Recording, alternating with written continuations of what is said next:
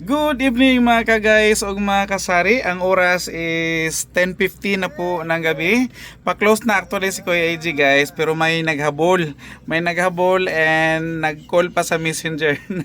Nakipag-video call pa para makahabol siya guys bago ako mag-close. And yet ano siya, swerte paghihapon na bisag pa-close na si Kuya AJ is nakahalin pa gyud ta misag ano kahit papaano kahit papaano sa Tagalog kay magyoyon po ni mga Tagalog ani kay magbisaya ko nahalinan yapon ta guys i-flip ko lang yun kasi ang total ng kanyang napamili is 1,952 na tumataginting bago tayo mag-close.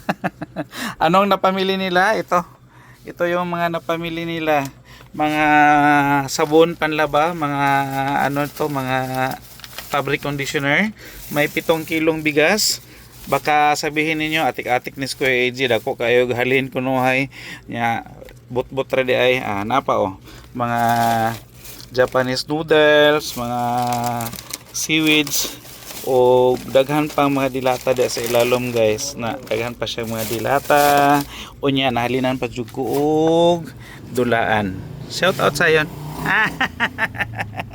Si Sayon atong last customer tonight and unya na ako tiwason akong yaw-yaw.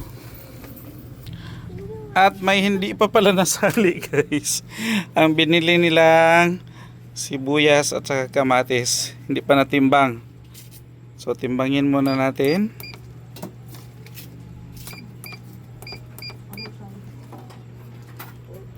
₱5 at saka kamatis na mahal.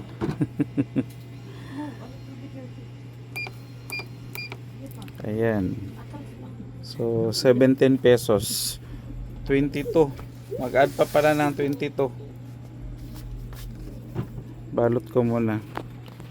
Kasi may 22 pang na-add. So yun lang mga kagaya. Balik tayo sa calcio. Ang total lahat is 1952 plus pila to 22. Okay. 1974 ang total na nabayaran, and thank you sa ating last customer.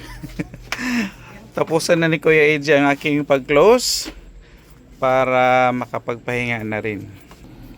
Okay guys, mga kasari, naka-close na si Kuya AJ. Na down ko na rin yung ating roll up and nakaalis na yung ating humabol na customer. Actually pamangkin ko yan guys, pamangkin ko, and gabi lang sila makapamili dahil busy sila sa kanilang mga baby mga anak, at saka may work din sila, mga kasi sila mga virtual assistant, mga VE. So ngayon wala silang pasok kasi naka day off siya, so may time sila mamili at dala-dala nila mga kids nila. So at least nakabenta pa tayo ng 1,900 mahigit, and may nakahabol pang ilang mga customers na nakapamili rin. And nung pagka-close ko is may humabol pa talagang pinaka-last na nakabayad din ng 444 pesos. So yun lang guys, na kung may mga ganyan, mga special transactions, special customer, i-cater natin para makabenta pa tayo kahit papaano. And hindi siya kahit papaano dahil malaki yung kanilang nabayaran. So thankful si Kuya AJ na yung mga kapamilya mismo ni Kuya AJ is nakasupport din sa ating business. So taliwas doon sa ibang mga naranasan ng iba nating mga kasari, iba nating mga kasamahan, mga content creator din, na sabi nila is kung sino pa yung kamag-anak mo is hindi sumusuporta sa'yo. Sa akin naman is yung mga kamag-anak ko is very supportive, especially yung mga immediate family ko talaga is nakasupport yan kay Kuya AJ. Pati mga aunties ko, mga auntie, mga pinsan, nakasupport yan kay Kuya AJ. So happy ako para sa aking family, para sa aking immediate family, sa mga relatives ko, na hindi man lahat pero maraming nakasupport, maraming nanonood, maraming nagfa-follow, maraming nagsusubscribe sa channel ni Kuya AJ at saka sa Facebook page ni Kuya AJ na mga pinsan, mga auntie, mga uncle, and lahat ng mga, hindi man lahat, pero maraming mga pamangkin nakasubaybay kay Kuya AJ. So thankful tayo dyan.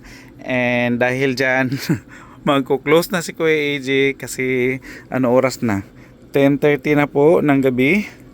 At magpahinga na rin si Kuya AJ, guys. So hanggang bukas na naman para sa susunod na kabanata ng ating Tindahan serye. And bye bye muna for now. God bless us all, guys.